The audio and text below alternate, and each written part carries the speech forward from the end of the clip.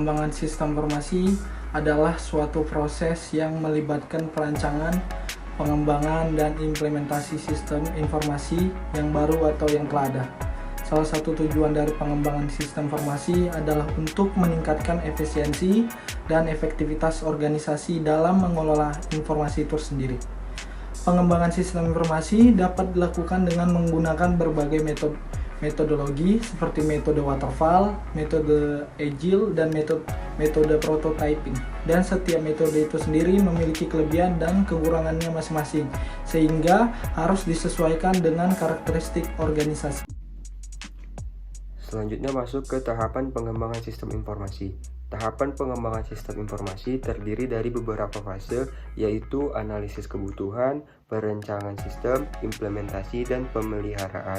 Pada bagian fase analisis kebutuhan, dilakukan identifikasi kebutuhan pengguna yang permasalahan yang ingin dipecahkan oleh sistem informasi. Selanjutnya pada fase perancangan sistem, dilakukan perancangan sistem secara detail termasuk desain database, desain antarmuka, dan desain arsitektur sistem. Setelah fase perancangan selesai, dilakukan implementasi sistem, yaitu di mana pada bagian tahapan ini sistem informasi dibangun dan diuji. Terakhir masuk kepada fase pemeliharaan, dilakukan pemeliharaan sistem dan perbaikan jika ditemukan bug atau kesalahan pada sistem itu sendiri. Baik, saya akan menjelaskan tentang keuntungan pengembangan sistem informasi. Pengembangan sistem informasi memberikan banyak keuntungan bagi organisasi, seperti meningkatkan efisiensi dan efektivitas operasional, mempercepat pengambilan keputusan, dan meningkatkan kualitas layanan kepada pelanggan. Dengan sistem informasi yang baik, organisasi juga dapat mengoptimalkan penggunaan sumber daya dan mengurangi biaya operasional. Selain itu, pengembangan sistem informasi juga dapat membantu organisasi untuk menghadapi tantangan bisnis yang semakin kompleks dan dinamis. Dengan sistem informasi yang tepat, organisasi dapat lebih mudah beradaptasi dengan perubahan besar dan persaingan yang semakin ketat. Tantangan dalam penggunaan sistem informasi. Meskipun pembangunan sistem informasi memberikan banyak keuntungan, namun juga memiliki tantangan yang harus dihadapi. Salah satu tantangan utama adalah kesulitan dalam mengidentifikasi kebutuhan pengguna yang sebenarnya. Kebutuhan pengguna yang tidak teridentifikasi dengan baik dapat menyebabkan sistem informasi yang dibangun tidak sesuai dengan kebutuhan pengguna. Tantangan lainnya adalah adanya perubahan teknologi yang sangat cepat. Perubahan teknologi yang sangat cepat membuat sistem informasi yang dibangun menjadi usang dalam waktu yang sangat singkat.